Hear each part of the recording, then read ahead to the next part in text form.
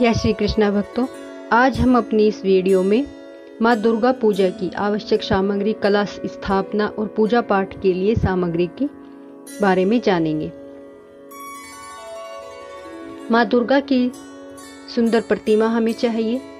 माँ दुर्गा का हमें पूरे 9 दिन तक बड़े ही सच्चे मन से पूजा अर्चना करनी चाहिए और उनको भक्त 9 दिन तक पूजते हैं, अखंड ज्योत जलाते हैं। तो उसके लिए हमें कुछ सामग्री चाहिए। तो उसके लिए माँ दुर्गा की सुंदर प्रतिमा चित्र जो भी आप लाएं, सिंदूर, केसर, कपूर, धूप, वस्त्र, दर्पण, कंघी, कंगन, चूड़ी, सुगंधित तेल, बंधनवार, आम के पत्तों का पुष्प, तुरवा, मेहंदी, बिंदी, सुपारी, साबुत हल्दी की गांठ और पिसी हुई हल्दी, पटरा, आसन, चौकी, रोली, मोली, पुष्पहार, बेलपत्र, कमलगट्टा, दीपक, दीपबत्ती, नवेद, मधु, शक्कर, पंचमेवा, जायफल, जावित्री, नारियल, आसन, रेत, मिट्टी, पान, लौंग, इलायची, कलश, मिट्टी या पीतल का हवन सामग्री, पूजन के लिए थाली, श्वेत वस्त्र, दूध, दही, ऋतुफल, सरसों सफेद या और पीली, गंगा जल और नवग्रह पूजन के लिए सभी रंग के फूल भी आवश्यक हैं। अब हम कलश की बात करेंगे। पुराणों में कलश को सुख, समृद्धि, ऐश्वर्य और मंगल कामनाओं का प्रतीक माना गया है। मान्यता है कि कलश में सभी ग्रह, नक्षत्रों एवं तीर्थों का निवास होता है। इसके अलावा ब्रह्मा, विष्णु, रुद्र, सभी नदियों, सागरों, सरोवरों और 33 कोटि देवी देवता कलश में विराजमान होते हैं। इसलिए पूजा करते समय माता की प्रतिमा और कलश की स्थापना माता के दिशा में ही करनी चाहिए। इससे हमारे घर में सुख, शांति और समृद्धि आती है। जो नवरात्र पूजा के पहले दिन घट स्थापना के साथ ही जौ बोना बेहद शुभ माना गया है। हरे हरे जौ समृद्धि, शांति, उन्नति और खुशहाली का प्रतीक होते हैं। ऐसी मान्यता है कि जौ उगने की गुणवत्ता से भविष्य में होने वाली घटनाओं का पूर्वानुमान लगाया जा सकता है। माना जाता है कि अगर जौ तेजी से बढ़ते हैं तो घर में सुख समृद्धि आती है। वहीं अगर ये बढ़ते नहीं हैं और मुरझाए रहते हैं तो भविष्य में किसी तरह की अनिष्टता का संकेत देते हैं। बंधनवार वैदिक काल के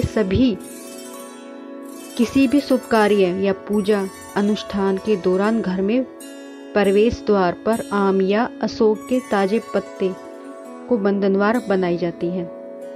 ऐसा करने के पीछे मान्यता है कि इससे घर में नकारात्मक या बुरी शक्तियां प्रवेश नहीं करती। माना जाता है कि देवी पूजा के प्रथम दिन देवी के साथ तामसिक शक्तियां भी होती हैं। देवी घर में प्रवेश करती है पर बंधनवार पर लगी होने के कारण तामसिक शक्तियां घर के बाहर ही रहती हैं और माँ हमारे घर में प्रवेश करती है, हमें आशीर्वाद देती है, हम पर अपनी कृपा बरसाती है। दीपक अग्नि ईश्वर का ही रूप है। दुर्गा माँ की पूजा में शुद्ध देसी घी का अखंड दीप जलाने से घर में सकारात्मकता ऊर्जा का प्रवाह होता है, नकारात्मक ऊर्जाएं समाप्त होती हैं एवं इससे आसपास का वातावरण शुद्ध हो जाता है। अखंड दीप को पूजा स्थल के आग्नेय यानी दक्षिण पूर्व में रखना शुभ होता है, क्योंकि यह दिशा अग्नित्व का प्रतिनिधित्व करती है।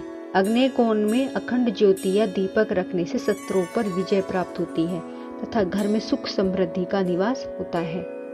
गुड़हल का लाल फूल सुर्ख लाल रंग का यह पुष्प अति कोमल होने के साथ ही असीम शक्ति और सकारात्मक ऊर्जा का प्रतीक माना गया है। इसलिए लाल गुड़हल माँ भगवती को अत्यंत प्रिय है। पौराणिक मान्यता है कि गुड़हल के पुष्प अर्पित करने से देवी प्रसन्न होकर भक्तों की हर मनोकामना को पूर्ण करती है। नारियल के बाहरी आवरण को अहंकार का प्रतीक और आंतरिक भाग को पवित्रता और शांति का प्रतीक माना जाता है। माँ दुर्गा के समक्ष नारियल को तोड़ने का तात्पर्य अहंकार को तोड़ना है। नवरात्रि पूजा में कलश के ऊपर नारियल या लाल कपड़ा और मोटी मोली लपेट कर रखने का विधान है। माना जाता है कि इससे सभी मनोकामनाओं की पूर्ति होती है।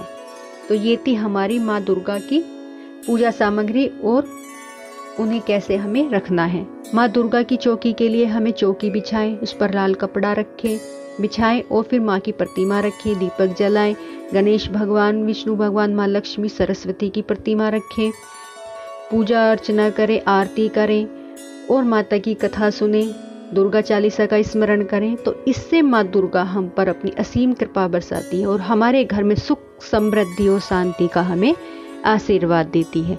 बोलो माँ अम्बे की जय, माँ दुर्गा की जय।